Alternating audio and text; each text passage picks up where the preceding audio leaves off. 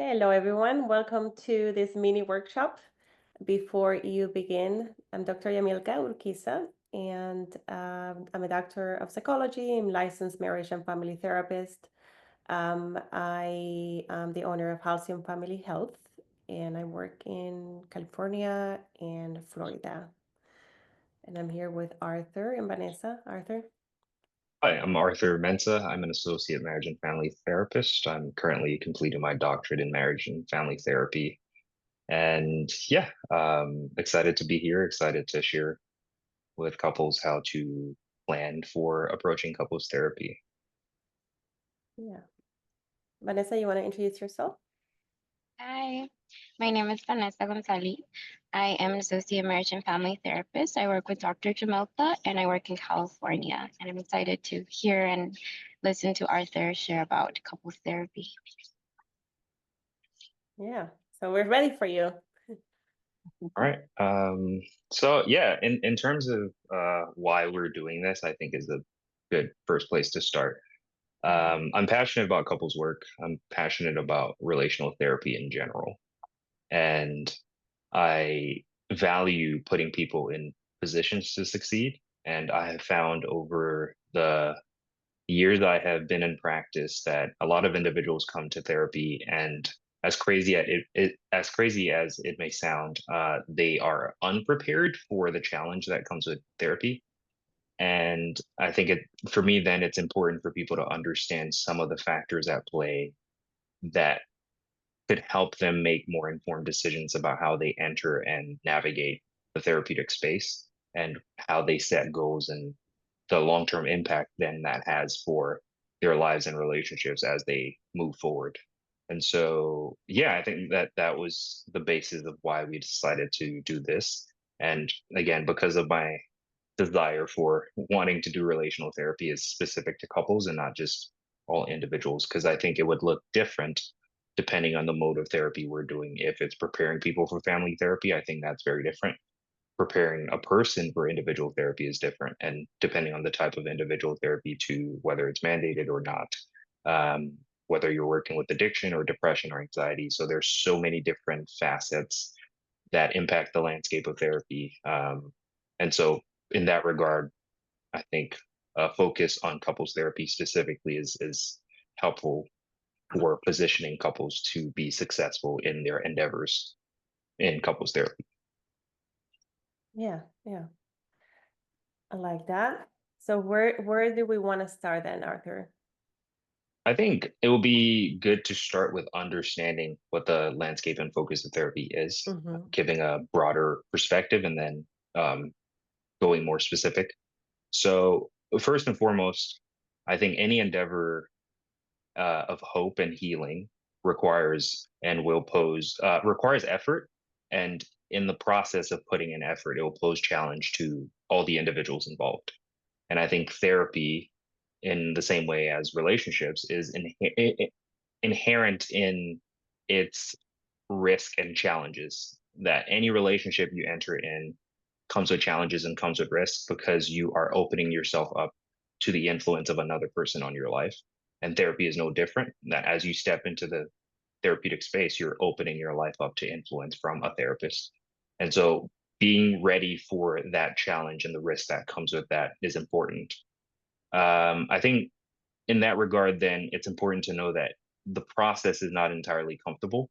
So it's important to understand that while the impact of therapy could be or come with a degree of comfort and freedom or assurance from which a person can live, the process requires levels of uncomfortable effort or discomfort and a certain level of dedication and engagement throughout the entirety of the process that maybe individuals come in and are not prepared for because there's an expectation that a lot of the work that's being done is being done by the therapist.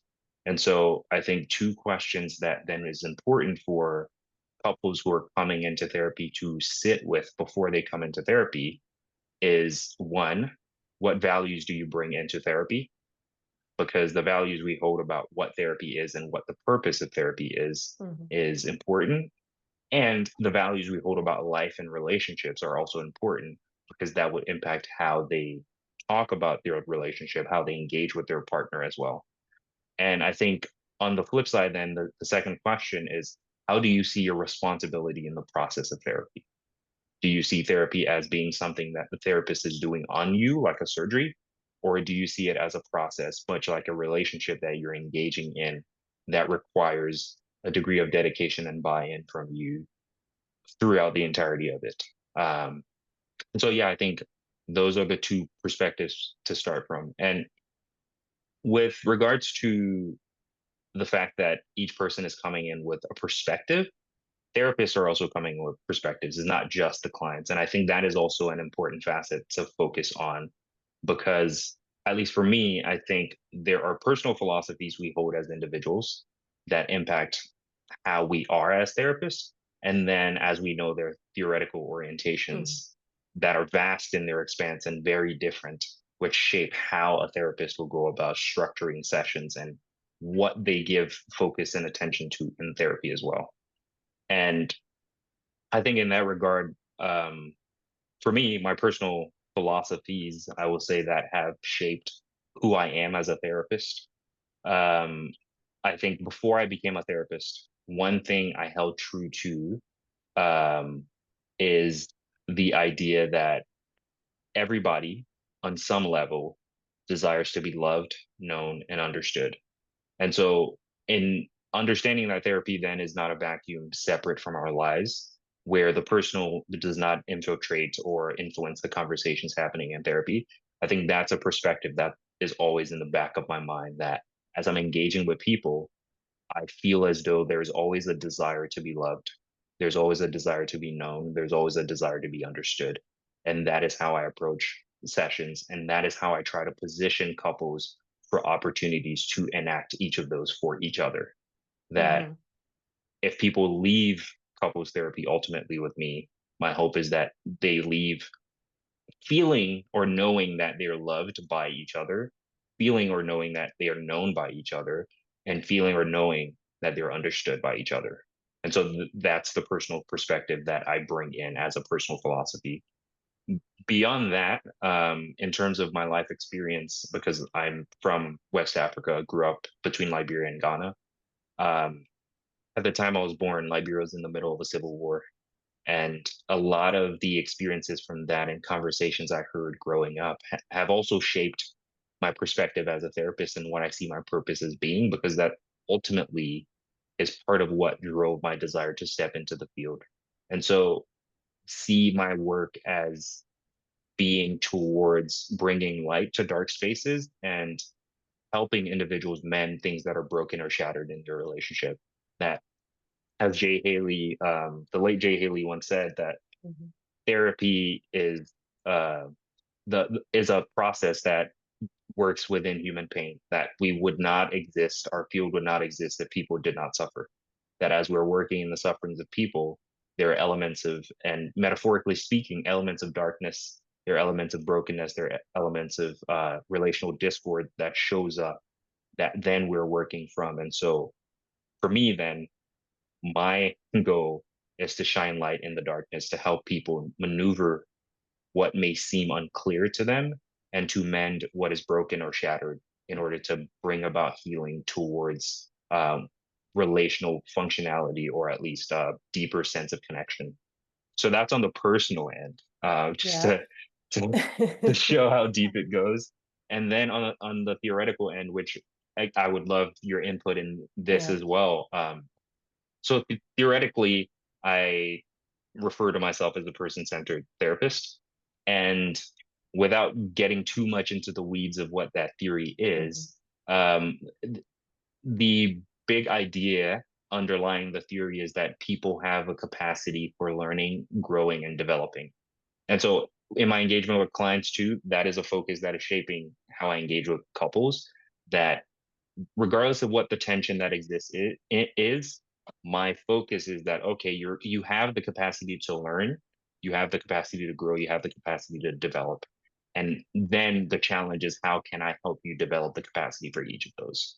So that's one level of the theory. Um, the second thing um, that I will add before I go further into that is that in regard to the learning, growing, and development, that people aren't automatically excellent at relationships just because they pursue them. So the fact that I'm in a relationship with someone does not mean I'm just magically going to be really great at doing relationships, because I think, as with everything else in our lives, whether it's speaking, whether it's walking, whether it's reading, we had people teaching us how to do those things. And I think in the same way with relationships, there are moments where we're needing individuals to help shape the landscape for how we move in relationships, because oftentimes people enter relationships with just their perspective of what a relationship needs to be for them, or what they desire a relationship to be for them, and sometimes that negates the other person's experience of the relationship. And so I think in that regard, to the which is why I think the theory speaks to me, is in holding a view that people can learn, grow, and develop, then a relationship is a thing they can learn, grow, and develop in. And then couples are never doomed, because whatever tension they find themselves in, you have an opportunity to learn, grow, and develop through. Um, and so then the second layer of the theory, there are three pillars to the theory: empathy, genuineness, which I like to refer to as honesty, and unconditional positive regard. So the idea here is setting the stage for how to be with people in a way that honors responsible, compassionate relating with them. So with empathy is this consistent pursuit to understand the other person's experience. How are things landing for you emotionally? The words I say to you, what sorts of impact are they having on you? Um, with honesty, or with genuineness, it's coming in with honesty, that honesty then does not lack empathy. That you're holding all of this together. Is not you use one, then the other, and then the third in moments. They are all working together. And so, how do I approach conversations with my partner in empathy and honesty, with all of what I'm feeling, with all of the challenges that arise for me, without the fear of judgment? And that's where unconditional positive regard comes in. Is with unconditional positive regard is a constant reaching for the best intent or the best qualities of the other individual. And so then from there, therapy then is not about criticism or pointing out flaws in another that needs to be fixed, at least in how I work. Um, if we didn't believe, I think all therapists, if we didn't believe in healing, our field wouldn't exist. So then hope is the foundation of any therapeutic work. I think it's a journey toward um, hope, and more specifically, it's an exercise in using our choices wisely towards healing.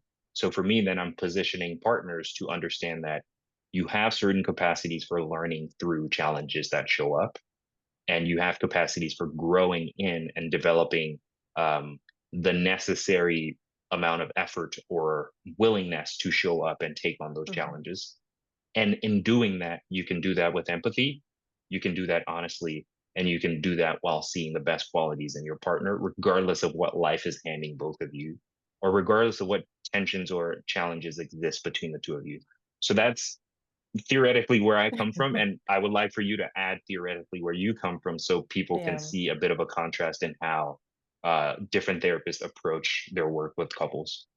Yeah, and either the differences or very similarities, I would say. Like when you were describing your personal philosophy, I was like, yeah, like for me is to be loved, to be seen, to be understood in that reciprocal partnership, right? That, comes with the underlying attachment needs. So for me, when I work with couples, I work from an attachment base, which is also very cultural, right? If I look at the way I grew up, for me, um, you know, they provided, at least with my grandma, that secure based. Whatever I needed, I knew I could just run to my grandma and she was there. She could see me, she understood me, she loved on me. And as a kid, clearly I wasn't reciprocating a lot of that because I was just taking from her. But now as an adult, I can see how that reciprocal kind of, relationship works. So that would be like a family, but in a partnership, when I work with couples, I work from an EFT lens, as emotionally focused therapy. And you still have that kind of underlying needs that I use when I work with couples. So like we were saying, people come in with their own perceptions of what therapy is. I, as a therapist, bring my own lens into the room, and I always explain to people this is how I work. So in EFT, we have the different layers that I explained to people. We have the behaviors that we see in our partners, and then we have the perceptions. How do I see myself in this context in the relationship? How do I see my partner? Which for you would be do I hold them with unconditional positive regard, or am I criticizing and pointing finger? Is it their fault, or do I actually contribute something to this dynamic in the relationship? Right? And then how do I see the relationship, and how do I see the world influencing this relationship? Because it's not just within the context of this dynamic, the world's also impacting. Our individual histories also come in and kind of influence, the way we are in relationship. So those are kind of like, parts that the theory is influencing me as a therapist, and I bring this into the room. So I'm also influencing people. And I explain that clearly, right? So I work through the theory, and I'm not going to impose anything, but it's kind of helping me. It's the landscape that I tell partners, okay, I explain it. I'm going to teach you kind of, what behaviors to look for. You got to notice how you feel in the moment. Is this a you thing? How do you perceive yourself? Or is this how you perceive your partners? And then we have kind of like all of those emotions that go with that. Secondary emotions, primary emotions, and ultimately it goes down to our primary attachment needs. How do I want to be seen in this relationship? How do I want to feel in this relationship? What do I need? And then what does my partner need? It's not all about me, right? It's like this back and forth in a relationship that we always have to keep in mind. How do we impact others?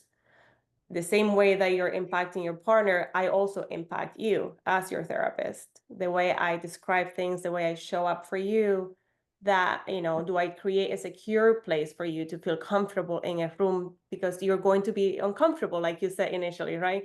You're going into a room where you're going to be sharing things that maybe you haven't necessarily shared with anybody else in the past. Is going to be uncomfortable. It's not a comfortable process. Yeah. Do you come in, is this very similar? Do you come in with a view of, I'm going to therapy, couples therapy, so the therapist can fix my partner? Or are you saying I'm coming in to see what's going on? How do we want to work through this dynamic that is affecting us? Yeah.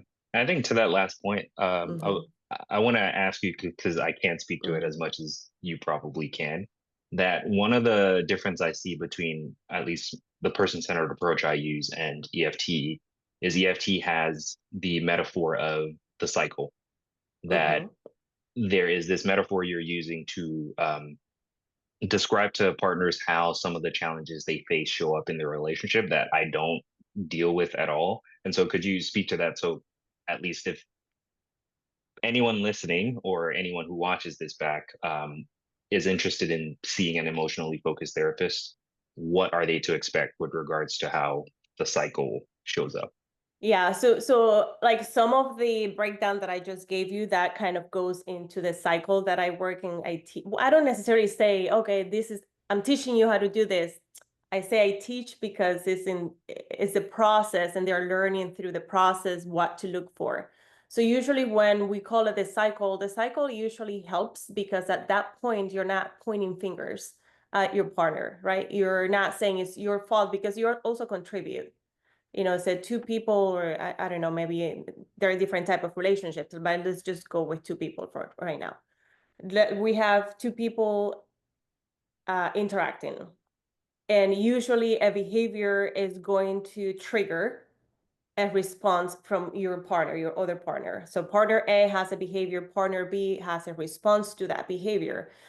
And that, when you have that response in that moment, what I usually try to help people understand and process is what's coming up for you in that moment. What's coming up for you means, is this a personal history of mine, or is this something that is historical to our relationship?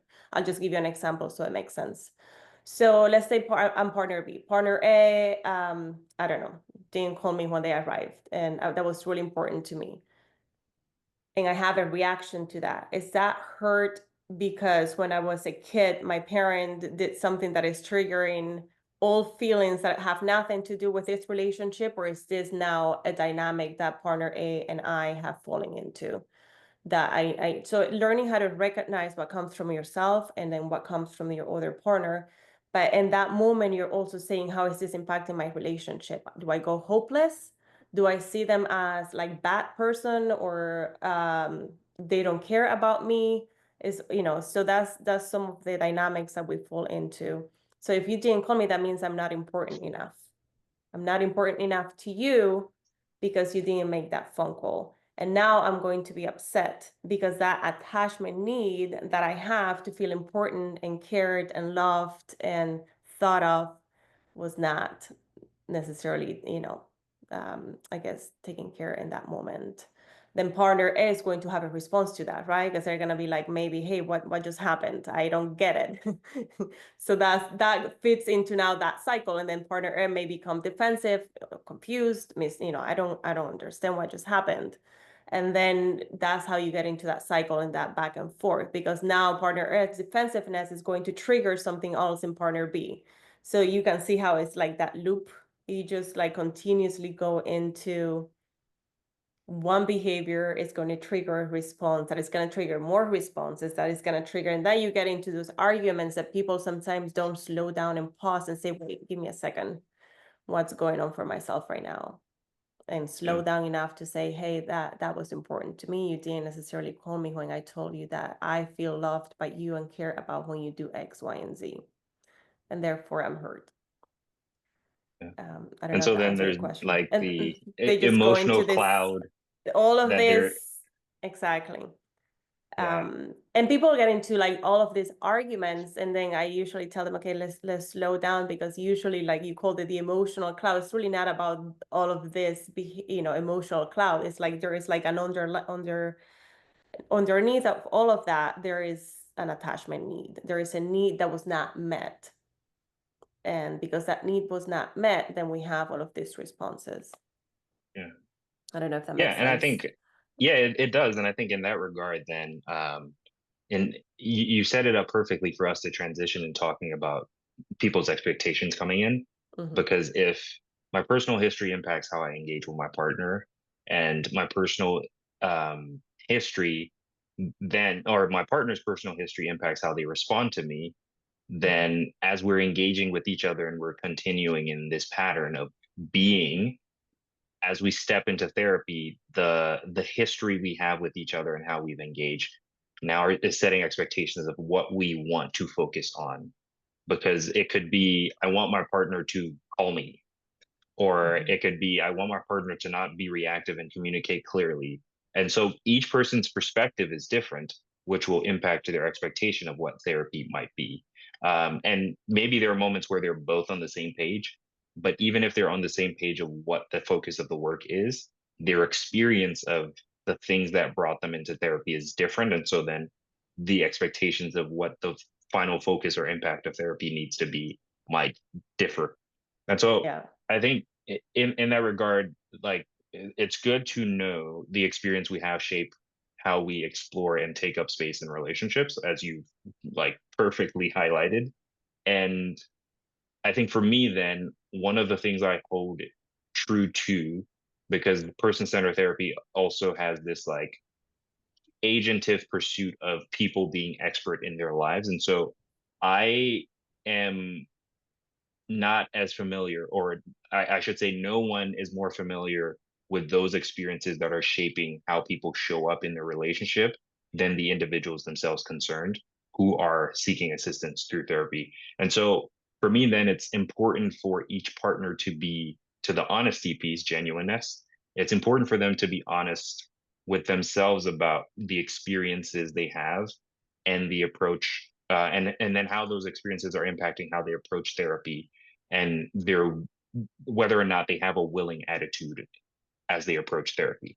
And so some of the questions that for me come to mind to help people uh, consider regarding their previous experiences and how it might impact the expectations they hold stepping into a therapeutic space is one, um, are you more familiar with discouragement than intimacy? Because if you've had a pattern of being discouraged by instances in life, then the level of hope, in talking of therapy as an endeavor towards hope, the level of hope you come in regarding work we do might be diminished. And so that's something I would want you to be honest about coming in with, so we know we have this factor that's playing out. Um, Another question is, have you learned to fear more than you have to trust? Because then, if you're meeting with me, a complete stranger who knows nothing about your relationship, knows nothing about your life, and you are more prone to leading with fear than trust, then I need to know where we stand in order for me to understand how to be gentle in my engagement with you to earn that trust. Because I don't think all therapists deserve your trust just at the get go. In talking about therapy being a thing that's risky and comes with challenges, just giving your trust willingly like that might be difficult because unfortunately not all therapists are excellent therapists, not all therapists um, are as invested in the things you need them to be invested in as they need to, because we're people and we differ, and you may meet a person on a bad day where they may not be doing the best work, and then that colors how you approach therapy moving forward. And so, yeah, the dichotomy of fear and trust is important. And then, are you more accustomed to being ignored or dismissed than you are to being listened to and communicated with? That if the pattern is over the course of my life, no one's been willing to listen to me, then an instance of a therapist pausing you or stopping you in therapy, because sometimes that happens. Hey, could you stop here? I would like to, could be seen as dismissing. And so knowing what has shown up for you in your history with relationships shows up in therapy, because we talk about therapy from a therapist perspective as having a therapeutic relationship.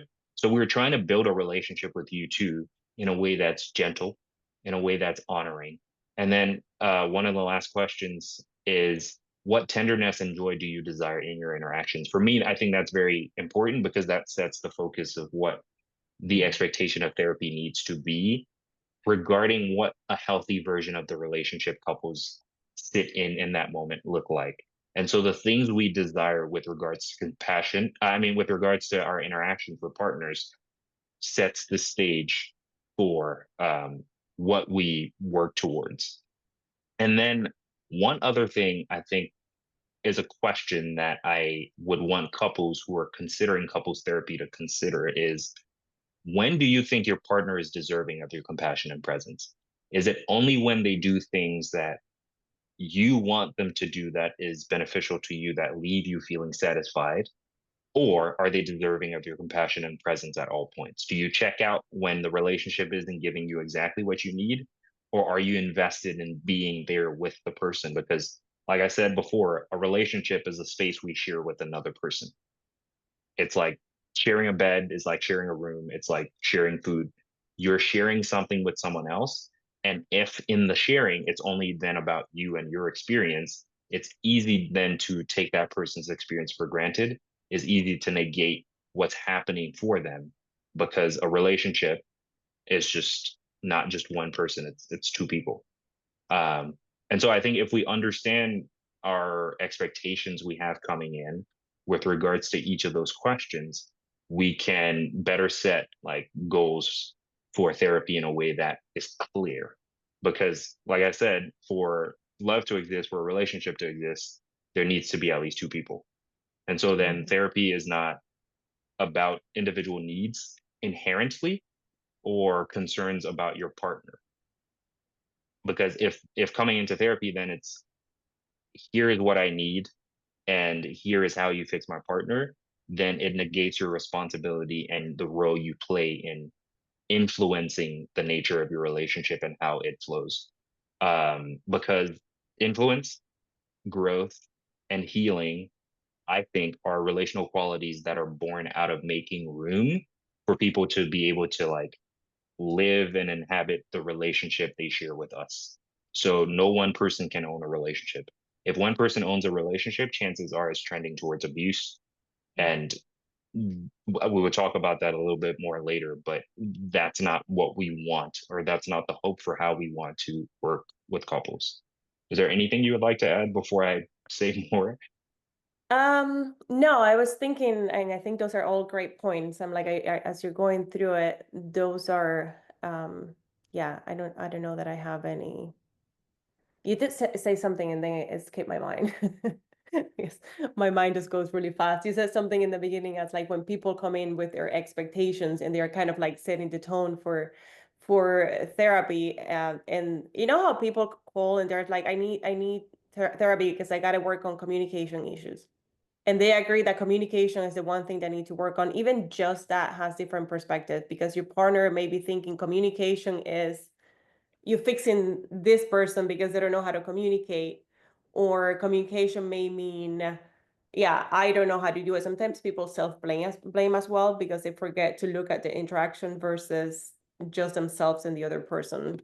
So Yeah. I thought that that one was a good one for people to kind of like realize that even when we have same words have different meanings for everyone coming in, which is why I like people to actually verbalize, say more about that. What do you mean by this? It's really important to be really curious. And when we are curious and we really have an understanding of what are my needs and how do I play a role into my partner's needs in this relationship. And like you say, how do I occupy this space in my partner's presence? Because we influence that space somehow with some yeah, so that was the only thought I had. Yeah, and I think to add on to that too, Mhm. which might be a good segue into what I was going to say next, is that in terms of talking about people coming in with communication, one of the things I have become more accustomed to doing in my work with couples therapists, couples therapy, is asking couples how they would like to be listened to. And that's a factor of communication, which Mhm. usually when I ask that question, I don't think I have yet to have someone who just responds. They're usually like, What do you that's an mean? odd question. Why are you asking me that? And I think it's a factor of the fact that like in how people are engaging with each other, even how a person listens to you is part of communication that it seems a lot of couples I have worked with at least are not Yeah. considering, that I can be aware of how I like to be listened to. And if I Mhm. know that, then I can communicate that to my partner and that can set the stage for how we engage in dialogue with each other. And so, yeah, in terms of like expectations and then like pushing people to understand that a relationship is something they share in, I like to begin from this perspective in order to highlight the fact that um, progress or any helpful movement toward progress in couples therapy are not inherently the therapist's responsibility, that people's attitudes and decisions outside of the therapy room have a massive influence on therapy. One of the things I am accustomed to doing is reminding clients that I'm only with you for 50 minutes to an hour, maybe an hour and a half at times. And beyond that, I don't get a say in what happens in your life. And so, in terms of the impact or the influence you're expecting of me when I see you 1 hour out of 24 of one day, and the other 6 days I don't see you, then I'm not going to have that much impact in how things flow. And so, really, it's about creating opportunities for you guys to learn how to be with each other in moments you're away from this space. It's not I wait and hold all the things I've been wanting to communicate with my partner, and then I show up for 1 hour and be like, here's a laundry list of things I wanted to tell my partner that I didn't tell them, and I want you now to bear witness to all these things. And then the other person comes in and says, here are a laundry list of things. And within an hour, we can't get through all of those things. And so how can we position ourselves, at least from my theoretical lens and my perspective, to have people communicate honestly, communicate with empathy, and communicate in consideration of the best qualities of their partner that led them into their relationship in the first place, and in such a way that it moves them towards feeling loved, known, and understood. And so then from there, I think in order to set clear goals for therapy, one of the things I like to consider, sometimes I ask explicitly, other times I don't. We just kind of explore it because there are moments where you ask questions and people may not have immediate answers. And so it takes a while to unpack.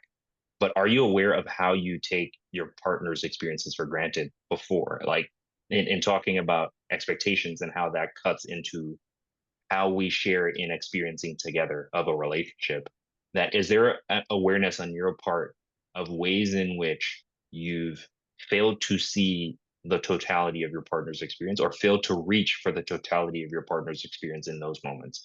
Because part of it is taking ownership and responsibility. That if we're setting goals for therapy, you need to take ownership and responsibility of things you're working towards, not just flaws you're pointing out. The second thing I think is important to consider is, what do you look at or scan for when you interact with your partner? Are you just looking at the things they have been doing wrong? Oh, he never puts Mhm. his like clothes in the hamper when he's done with them. He just leaves it on the floor. And that's the only thing you notice throughout your day when you're interacting, and not the fact that he played with the kids or he made time for you to be able to get rest. If the focus is solely on the things he's doing wrong, or the focus is on the fact that when I came home, she had not cooked yet, and did not consider the fact that she had to take care of the children, she had to do all these things while you were away, then you're failing to see the totality of your partner's experience. And so, what are you scanning for as you engage with your partner? What So are you that's kind of, looking at? Yeah, no, I was gonna say that's kind of that going back to your theory, it's the unconditional positive regard or not. Like, what do you see in EFT? I yeah, would say, how do you perceive your partner? What do you see in them? yeah. Yeah. And so you're looking for ways in which your partner is showing up, because life is heavy. Hmm. As we're moving through life, especially in relationships, you're learning to engage with another person who has a very different experience from you, who has very different loves and likes, and who is constantly changing. Hmm. And so it's not always easy to keep up with all of that. And so if you're only then looking at the negatives as time passes on, then all you will ever see are the negatives, and that will impact your willingness to engage with them and how you perceive them as a person, not just as your partner. So from there, I think another thing is, do you value influence in your relationship, or are you mostly seeking credit for what you think you have done right? That if a relationship is a space you share in, then it's a space you get to influence. Early on, I talked about therapy being an endeavor towards hope, where you're risking the challenge of being influenced by another person, and relationships are the same way. And so, are you wanting to have influence in your relationship, or are you just wanting someone to applaud you for every time you do something right? I took out the trash. I cleaned the dishes. I bought you your favorite this and that and that. And you need to recognize the fact that I'm doing these things. If that's your sole focus, just to get applause for the things you're doing right, then you may fail to have influence in your relationship, because then the relationship becomes about you and what you're doing. And again, failing to see in empathy your partner's experiences across the board.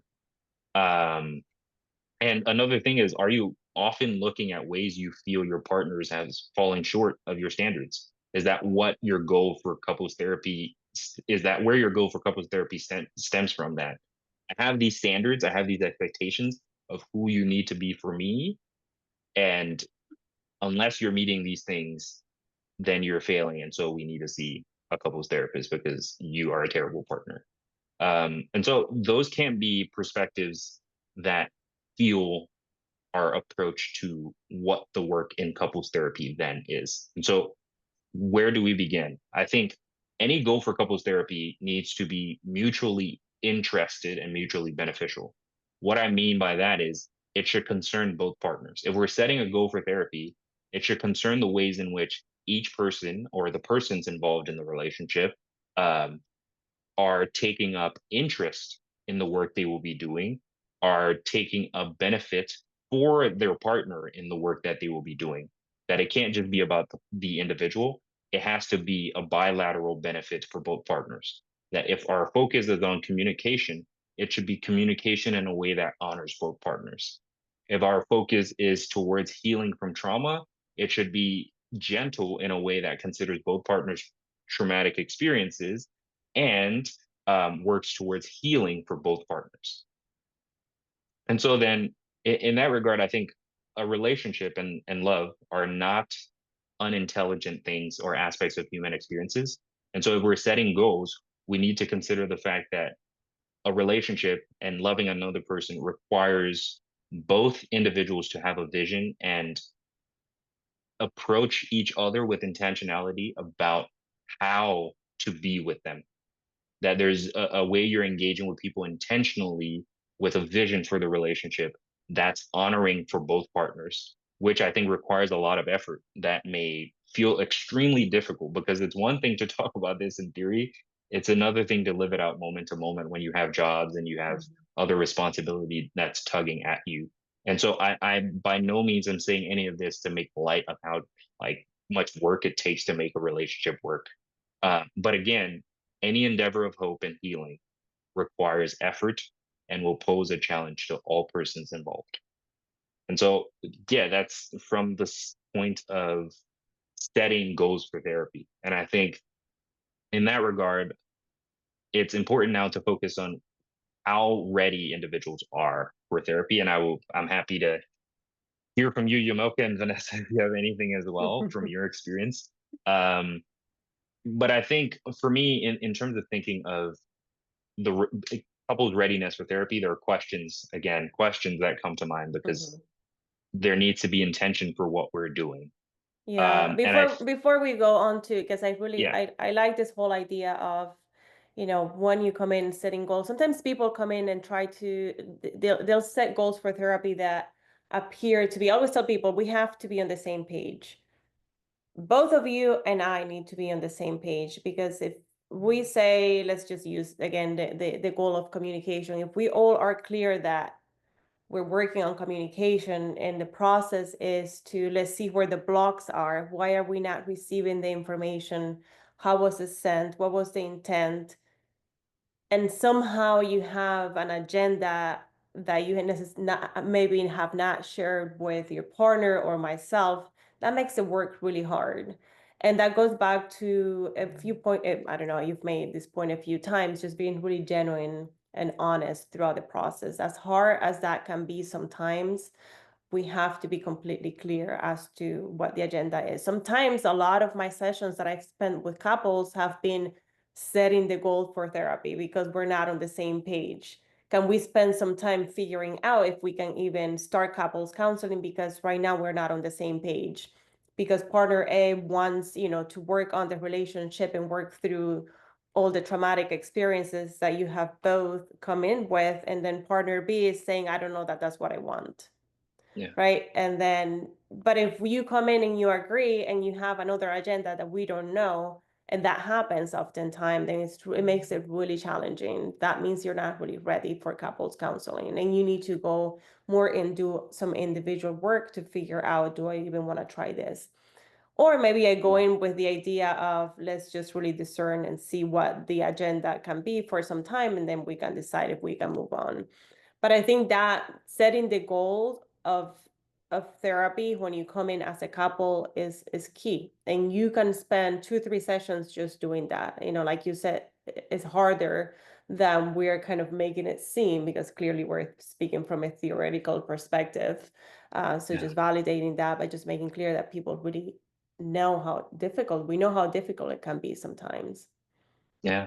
I think, yeah, I can stress the fact that, like, when I talk about therapy being risky and challenging, Mm-hmm. I can't stress that enough, because it's really pulling you out of the regular patterns of what your life and conversations have been with your partner into Mm-hmm. a more intentional, focused, sharp, intense series of conversations. Mm-hmm. Because if I'm requiring you to be honest at every step of the way, there will be moments where you're afraid of how things may land for your partner, even if it's from a place of empathy. And so in fear and anxiety of what that process is going to look like, and what some of the immediate impact emotionally might be for both partners, it is quite a scary thing to do. And so, yeah, we don't want to downplay that Yeah. in any way, shape, or form. And that's why we spend a lot of time kind of also setting that stage for couples when they come in, right? That's I spend a lot of time trying to like build that relationship for a reason. Because I bring myself in and I always tell people, you're sharing like your deepest secrets to a stranger right now.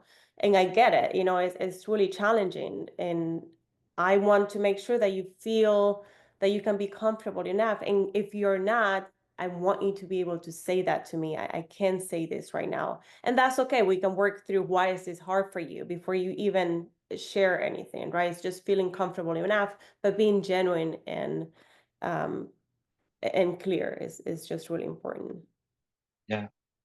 And so then, in shifting to from goal setting to Mm-hmm. readiness, Mm-hmm. because part of why I wanted us to do this is to highlight for couples what to expect going into couples therapy and how they can prepare themselves for that process.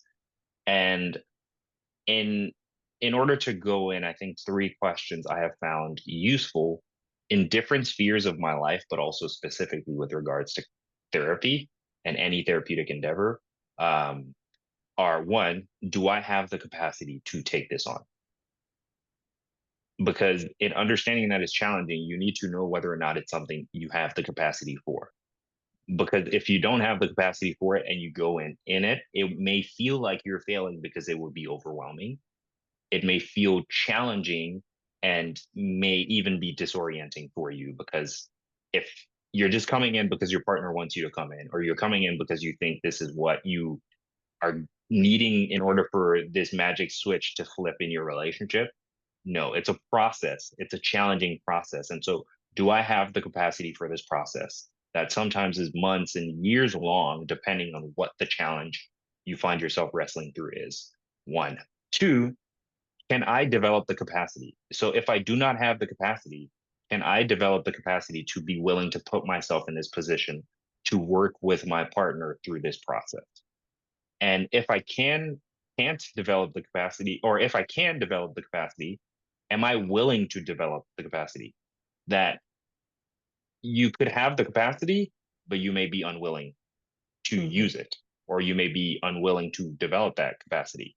And so the willingness piece is important in how you show up to couples therapy. Are you willing to do the work?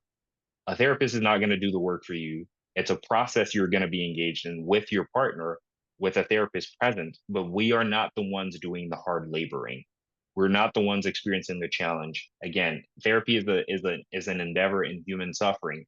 We're not the ones suffering in the ways you are. We may feel it, we may empathize with it, we may see it play out before us, but we're not in it the way you are experiencing it. And so, are you willing to do the work?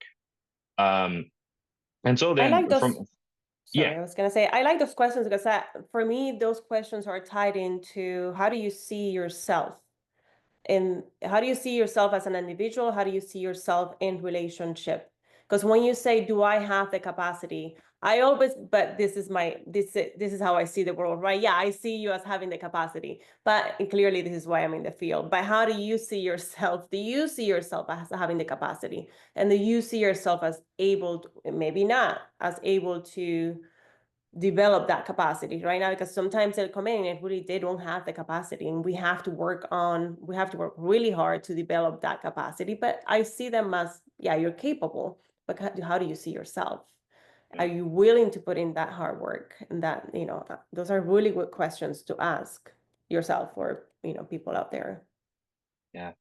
And so then, in transitioning, in thinking of the capacity and thinking back theory wise, that from a person centered lens, the therapist is holding this position of, I believe you can learn, I Mm-hmm. believe you can grow, I believe you can develop. And so, even if you don't and you are willing, we can show up and begin to do this work. So, if you feel you don't have the capacity, but you're willing to, I think that willingness is important, because then we have effort we can work with as you learn and develop through this with your partner, if both people are willing to do the work. And so, if that's where we are, where you're willing, um, another thing that is helpful to assess whether or not you're ready for couples therapy is what's happening in your world, um, and how willing are you then to be challenged based on what's happening in your world. By which I mean, even if you're willing, sometimes life circumstances may pose a threat to whether or not you can do couples therapy. Um, so let's say if I and my partner are going through grief and there was an affair and my partner is pregnant and about to have a child, those circumstances are complicated. What couples therapy is going to need to be will be like, it will require a lot of all people.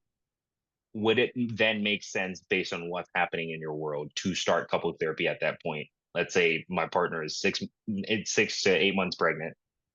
Am I willing to put that stress on my partner because we're needing to work through those things. Um, and there are different ways we can do couples therapy. We could do weekly, bi-weekly, once a month. So you could inch your way into it, but based on what's happening in your world, what is pulling your attention and time and everything else would determine how we set up couples therapy. So be aware of what's happening in your world, and you may be willing, but you may not have the like time or the resources necessary to be able to go through couples therapy. And so that's a question, which I think then goes into how we can set up couples who may not be in that place to gain the support they need in order to prepare them for couples therapy. But that's a more theoretical conversation for another day. And then inherently beyond what's happening in your, I mean, as an extension, sorry, of what's happening in your world, I think, is there abuse in the relationship? So earlier when I talked about if the relationship is about one person taking ownership, that's trending towards abuse. This is part of what I was like wanting to highlight is that based on what's happening in your world, if abuse is part of what is happening, are both couples ready for couples therapy? And usually we'll say no. What we would do is put them in individual therapy and have them work through what's showing up before we bring them together, because then it's not safe for one partner to be with a person who is violating their human dignity and human rights. Is there violence? So even if it's not abuse, are they fighting? Are they attacking each other?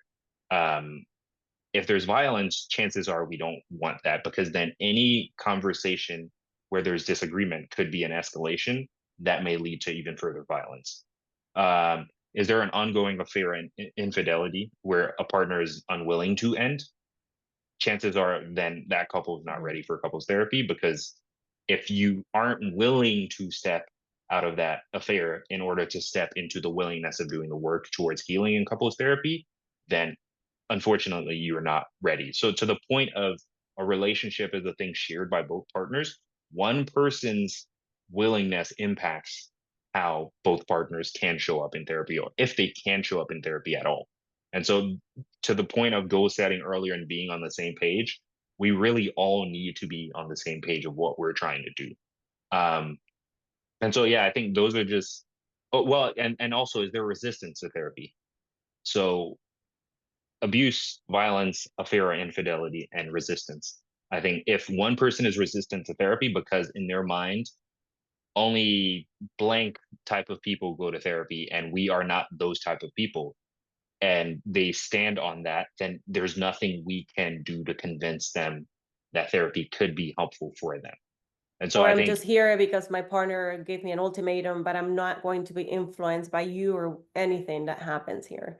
That's also a yeah, block, right? That's because at that point you're you're not present. You're just there because that was the yeah, ultimatum. yeah. And so I think as a landscape of therapy, then these are things individuals need to consider. Understand what therapy is and what the focus of therapy is. Hmm. What is the perspective and expectations you bring into therapy, how your couples therapists work, because their perspective is equally as important to what the process is going to look like.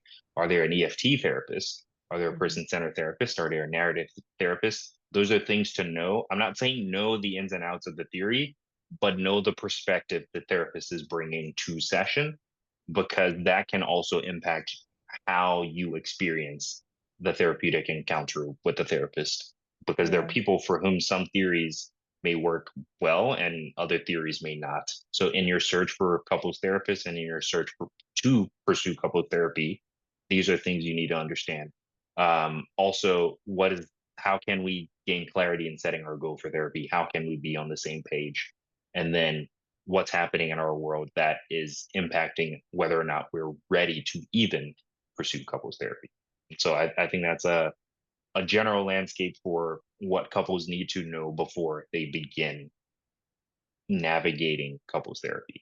I don't I know if, want to touch, yeah, I want to touch on the abuse and violence quickly, and that could be like a whole conversation. So I don't want to get too much into it, but I also don't want people to not seek out support because they have a misunderstanding. So violence, when it comes to, again, that's such a broad topic, but I've worked with people in domestic violence relationships, and you have all sorts of violence. You have verbal abuse, that's still violence and abuse. You have the psychological, you have the physical. That one is one of those that you do. If you feel like you want the support, I would still encourage people to reach out to a therapist because they can assess their readiness for that. Because, and this is tied back to the being influenced, right? If you have a partner who is in an abusive, let's just say that we have two people in an abusive relationship, we will assess what the degree is. And then we can assess and determine, can we actually work with these individuals, or are we like in a situation where we are absolutely zero, you cannot be in couples counseling? Or do we have people that have had abuse, in their relationship, but they're taking responsibility, accountability, there is no more abuse, and you can work with that. So again, I don't want people to not reach out for support. I just wanted to kind of just touch on that quickly. Yeah. And so, yeah, even if it's not couples therapy per se, You can still, we therapists are will available to say, you. Yeah. yeah, we can say, hey, this is not possible, but you can definitely, like, we can support you in like reaching out to someone who can work with you individually. Yeah. And I think also another thing I would like to highlight is that in considering the fact that we have influences in our relationships, the work we do individually in therapy as well impacts the dynamics at play in our relationships. And so even if you can't come in with your partner for couples therapy, the impact individual therapy has on you will show up in the influence you have and how you communicate, how you show up in your Mm-hmm. relationship. So you are still having an impact in your relationship, even if it's not couples therapy. So there's in terms of therapy being this pursuit of hope and healing, it is offering something, even if it's not with your partner. Yeah, for sure. Yes. Okay. I'm curious if Vanessa had anything to say.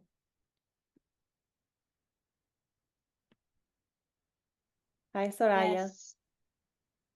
Sorry? I didn't hear you. Oh, no, Can you no, hear go me? ahead.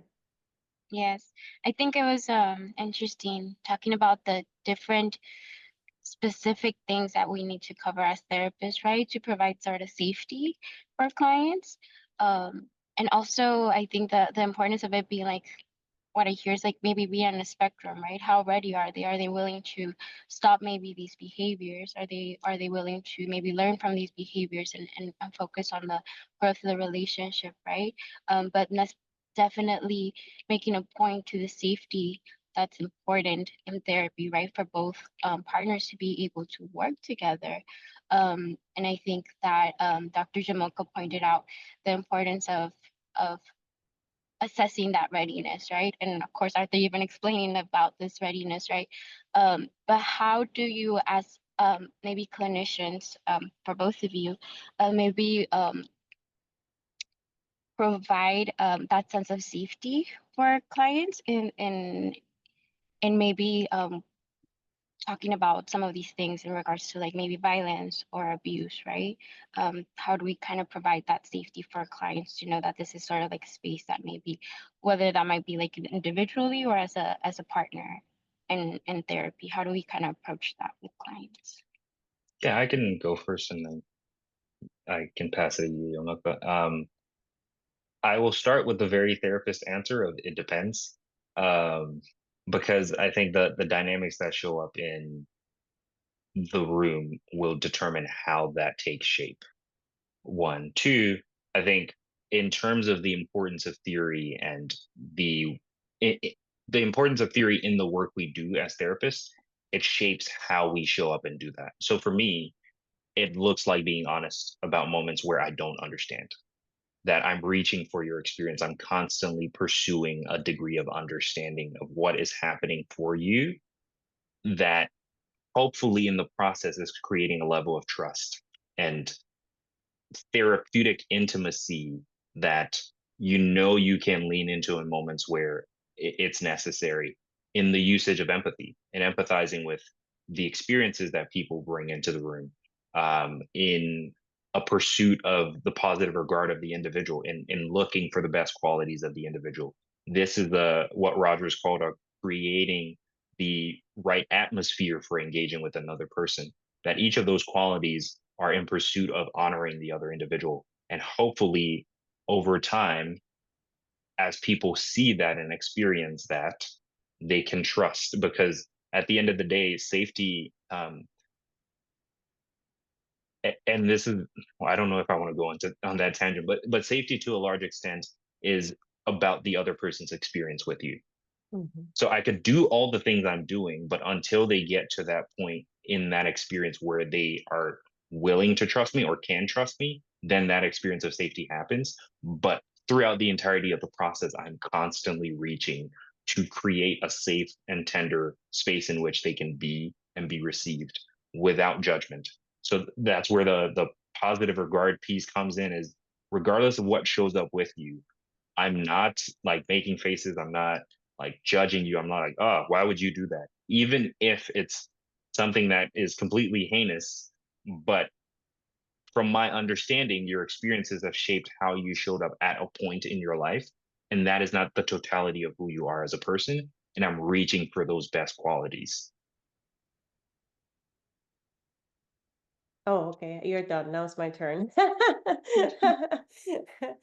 Yeah, I mean, I think it's not much difference from what you said for me. Usually I'm myself. I always tell clients, this is who I am here, this is who I am outside. So I'm very genuine. When people come into my room, they see the real me, so that, people have, whether or not they call it the extra sense, they really know when you're being genuine, when you're being kind, when you have empathy towards them. They can sense that, and they may not trust it, and that's what you call, Arthur, they bring their own experience into the room. Whether they trust it or not, they can still have a felt sense of whether or not you're being genuine. I also always make sure that I check in with people. If I'm reflecting something, I say, I want you to tell me whether or not I'm getting this right or wrong, because I could just be totally off, right? Because you're your own expert, I'm not. But they may see me as the expert sometimes. So it really depends on how people see you. And that slowly kind of starts building up that relationship, and whether or not they trust you. So that answered that one of the questions, right, Vanessa? I think the other question, go ahead. Can I add something Yes. else too, before we move to the next question? I think also how we handle moments where people come in and are just excited to trust us is also important.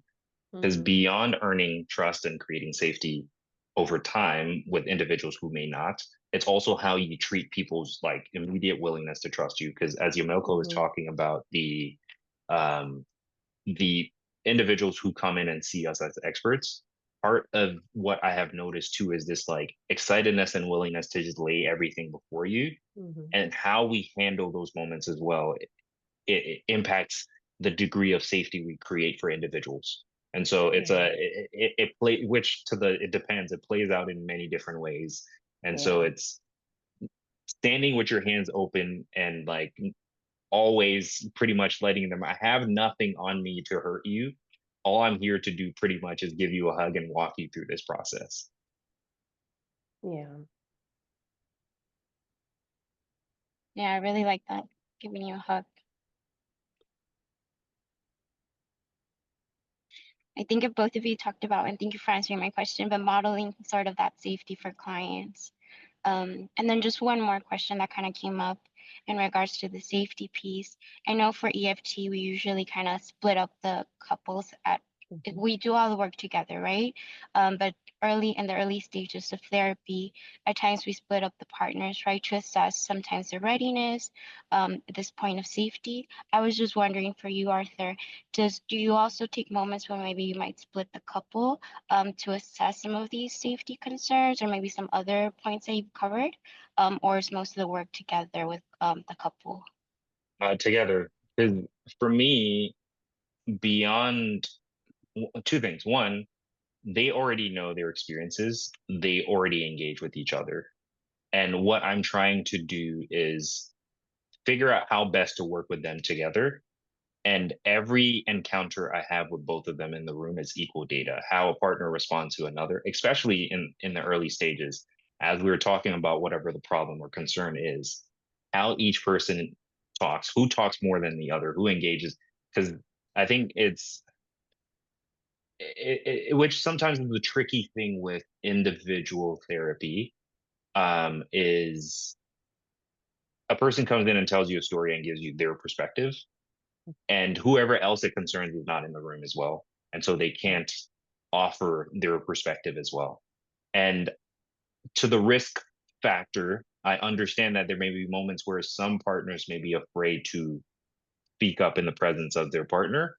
But again, as a therapist, as therapists, we've been trained in ways to scan and observe not just what is being said, but the bodily interactions, which recently Yamilka and I are having a conversation about my excitement of being back in person with a couple. Because for me, that is also a factor. You're watching like all of who they are and how they are presenting, and you are making judgments off of that. And Right. So so, if you have a couple that comes in, you're saying you do the assessment together, or you're working with them as a unit. You don't do the individual assessment that we do in EFT. And what you're no, saying while you're doing that, and this is important, especially for safety concerns, you are actually just being really attuned to them. You're yeah, attuned not only to what they're saying verbally, but you're attuned to their body language. You're yeah, attuned to how they respond and maybe verbalize something with their body language. I'm thinking about DV, right? Domestic violence. People show signs of domestic violence. The way they cross their arms, the way their body gets really tight sometimes. Those are telltale signs of, I need to do an individual assessment. yeah. And another thing I'll add to, which from a theoretical lens is part of what the role of a therapist from a person-centered lens is doing, is I'm modeling for you how to engage with your partner. That in the tenderness I use in how I speak to each of you, how I ask questions, how I respond to the things you choose to share, is also a communication of, to the point of safety. This is a space in which you can come and be received without the fear of the circumstances that brought you in here. And each theory has its challenges. Each theory has the reason why it's doing things the way it does. And as a therapist, then it's part of your responsibility to hone your skills in using the specific theories that you do to the benefit of the couples, because it's not just I'm choosing an ideology because this is a popular thing or sounds sexy, but because it works and because it helps me do the best quality work I can do in the lives of people. Again, because there's suffering that brings people in, I don't want to be irresponsible with how I engage with that suffering. And so for me, the more bodies in the room, the more data I can get, and the better I can position myself to help the couple towards whatever end they're needing. Does that answer your question, Vanessa? Yes. Hi, Soraya. Do you have any questions? For what is the gentleman's name? Arthur. Arthur, Oh, hi, Arthur. hello. I've known Dr. Yamilka. Congratulations, well deserved, for many years. But I'm curious, Arthur, what degree do you have, and how many years of experience you have on doing this? Yeah, I have a master's, and I've been working for about 5, coming on 6 years now. And I am also getting my doctorate. I'm about 2 months away from completing that. So yes, Congratulations, well uh, deserved. thank you. Feel the passion in your voice. I am excited about this work. It's meaningful work. I do individual and I do couples, but I lean more towards couple because it's what excites me the most and where I think I can make the most impact. But I'm happy to take on individuals. Yeah. Final thoughts. Therapy is beneficial, and approach your pursuit of therapy with intention alongside your partner versus coming in with needing to criticize and point out flaws. Yeah, I love that. Thank you, Arthur. Thank Of you, course. everyone. thank you for putting this on. Of course.